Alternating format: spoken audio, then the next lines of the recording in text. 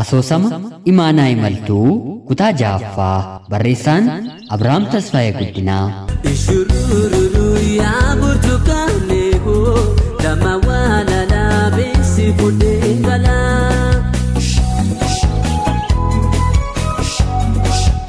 Ashamaa akkam jirtuu kabajamtootaa hordoftoota qophii Oromiyaa 24 nagayaaf jaalallii tokkummaan bakka jirtan hundumaatti hunduma keessaniif yaa ta'uchaa.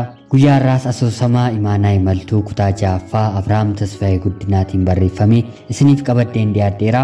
Laayikii fi sheer gochuun hanga xumura qophii kanaatti na waliin turaa jechaa. Namoonni chaanalii keenyaaf haaraa taatan illee anaa dhufuu kun Oromiyaa 24 guyyaa guyyaatiin xalayaa jaalala seenaa jireenyaa fi asoosama nama barsiisanii bashannansiisan isiniif qabadhee waan hin dhiyaadhuuf subscribe gochuun maatii keenya akka taatan kabajaan isin gaafachaa. Kallachumaan gara asoosama keenyaatti.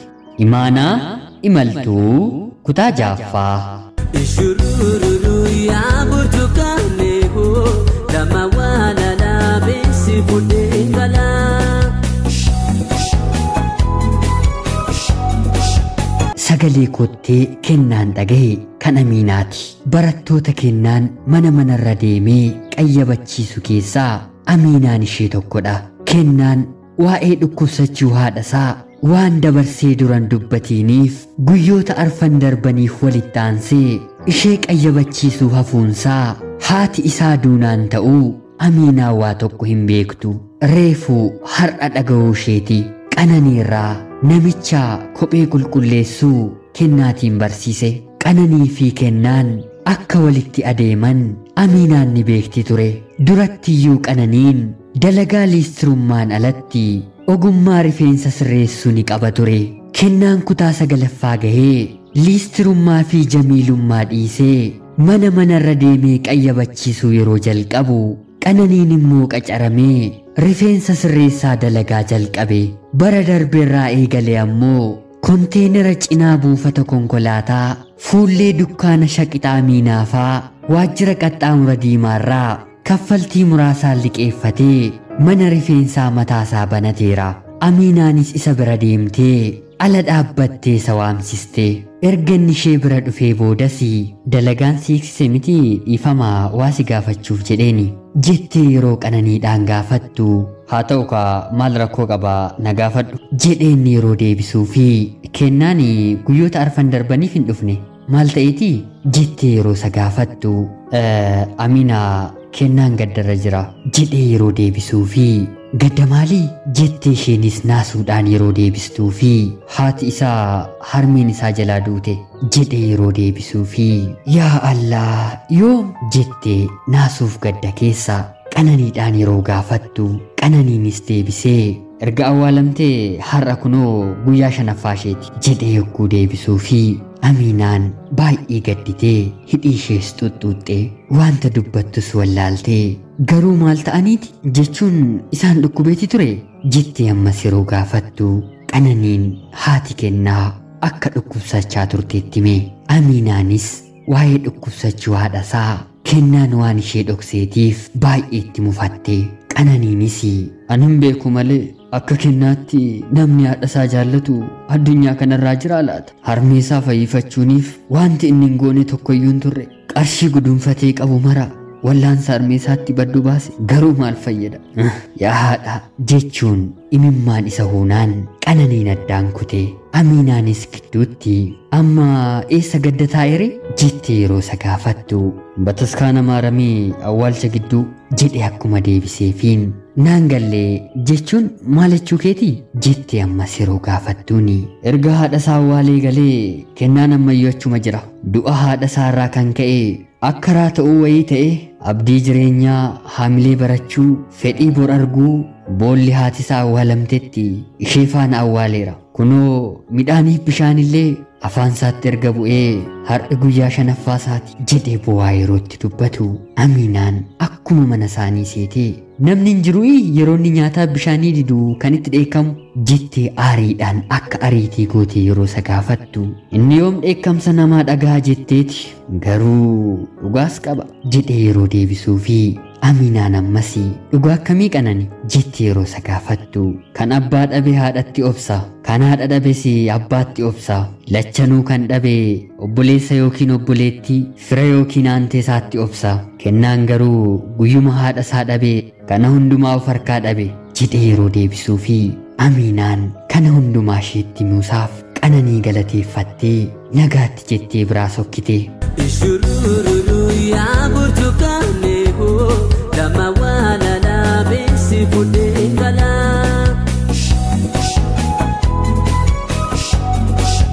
Wanta dhageesse kana hundumaatti lapheen ishee tuqameera. Nyaata harkatti baattee mana isaaniitii kan kaate haadha ishee dalagaa furtee laaqana nyaachisuuniifii ture. Amma garuu yaada ishee jijjiirrattee midhaan bishaan lagattee lubbuu du'aaf kaate tokko ittiin qabdee deebisuu fi fudhattee gara bataskaana maaramiitti fiigicha ishee jalqabde. Hanga achi geessuttis Rabbi nagaadhaan lubbuu kennaa akka tursu kadhannaa gochaafii turte. Amiinaan uumama ishee ta'ee laphee namaa gadduu fi garaa namaa foo'u qabdi. Hiyyeessa gargaaruunis kennaa ishee ganamaati. Rakkattee maalummaa rakkinaa kan hin argine taatullee miira nama rakkateef dhukkubsatu qabdi. Beela namaas waan hin jaallanneef ofii nyaachuu caalaa kan biraaf laattee yommuu nyaatan teessee ilaaluutu miira ishee quufsa. Ofiittis qullaa haftee kan daaretti uwwisuutu ishee fulfina. Egaa kana faa ture maddi gammachuu lubbuu Amiinaa. Kanarratti dabalataan ammoo hanga ammaatti afaanii baafatteen dubbatiin iyyuu malee kennaatiin baay'istee ni jaallatti. Daa'ima taateetoo jirtuu lapheen ishee jaalalaaf kennaa hawwa. Yommuu inni fuuldura dukkaana haadha ishee taa'ee kophee haxaa'u ijji ishee kennaa hordofaati ture. Guddataa yommuu adeemte kanattis hawwiin laphee ishee kuni ishee waliin caalaatti guddataa hidda dhiiga ishee keessas hidda isaa diriirfataa adeema ture. Barana kutaa 8 geessee kennaan manatti akka qayyabachiisuuf akka qacaramuufii fedhuun ishees barumsa otoo hin taane jaalala akka qayyabachiisuuniifi. Isheenis waan kana duratti seeraan hin hubachiisneef wanti kun kennaafis hin galle ture. Har'a garuu tarii kennaan lubbuun otoo jiruu yoo qaqqabatte wanta kana himuufis ni qabdi. Kennaan dhabe kan jedhame maraa jaalala isheen deebisee akka argatus ni beekti. Kennaanis ol jedhee kallattii koshoshee dhaga'eerraa argaa aannisaa maa'ilaan yommuu mil'atetti Amiinaa gara isaatti dhufaa jirtu arge. Ijawwan isaa lachan boolla isaanii keessa bubbu'anii lubbuus waan qaban hin fakkaatanii. Naannoo isaa kan inni hubatus haala abdii nama kutateeni. Amiinaanis cinaa isaa geessee boquu ishees cabsattee yeroo muraasaaf erga dhaabataan turteen booda nyaaticha harka isheerraa lafa kaa'attee akka boquu ishee gadi cabsitetti gara fuula duraatti deemte. Gara awwaalcha toora galanii fuuldura ishee mul'ataniitti. Isaan keessaas awwaalchi moggaarra jiruu fi biyyeen ho'aan itti deebi'ee jiru tilmaamumaan haadha kennaadha jettee miiljala awwaalichaa dhaabbattee sagalee gadi qabattee hirqinfattee boo'uu jalqabde. Tilmaamni ishees kan sirriiti ture. Erga Amiinaan dhuftee eegalee qalbiin kennaa isheerra jira. Kennaanis jirma mukichaatti hirkatee taa'ee akka nama raata'ee subataan ilaala. Sagalee boo'icha ishees gurraan ishee dhagahuu baatus imimmaan ishee maddiiwwan ishee lachan irra gadi konkolaatee awwaalcha haadha isaarra bu'ee biyyee haati isaa jala ciisuutti jirtu otuu jiisaa jiruu ija isaatiin argeera. Waa'ee du'a kuluuleetiifis akka Amiinaa kanaa lapheen isaa gaddaan cabee kulkulfatee imimmaan dhugaa namni roobe yoo jiraate dhala ishee kan ta'e tokkicha kennaa qofa ture. Amiinaanis daqiiqaawwanii fi dhaabbattee haala kanaan erga boo'aa turtee itti aansuun gara kennaatti deebite. Cinaasaas ofirra quuphantee jalqaba irratti waa'ee du'a haadha isaatii fi gaddatti dhagahame ibsite. Itti aansuunis jajjabeessuu ni yaalte. Kennaanis meena dhiisime Amiina waa'ee du'a haadhaa isarra ga'etu namaaf beeka. Haati koo akka namaatti uumamtee akka sareetti jiraatte otuun jiraatiinis duute nama siiniin godha jedheeniin hin ture garuu hin dandeenye duuti haadha koo narraa butatte jedhee yeroo isheetti dubbatu imimmaaniin boo'uu fedhusi imimmaan eessaa haa dhufuuf qalqalloon imimmaanii gogeera. Amiinaanis deebistee fi sinubadha kenna ana sotuu ta'ee wantiin godhusuma kana ture garuu kenna haati kee tasaa otuu siif deebitee maal goota turte jettee yeroo isheen gaafattuuni kennaan ol jedhee of cinaatti ishee ilaale mufannaa osoo hin taane gaaffichatu gaaffii ijoolleetti ta'e ta'us garuu deebii otoo ittiin doqnoomiini silaa anis du'aan ka'an ture abdii jireenyaa haamilee barachuu fedha bor arguu gara mul'ata koo kaleessaan garoon ta'uuf malee jedhee yeroo inni dubbatu Amiinaan deebistee fi ta'eera jettee jecha tokko qofaa dubbatte kennaanis caalmaatti raajamaan ilaalee miirri fuula isheerraa satti mul'atu qulqullummaa ishee fi mul'isaa fi jira.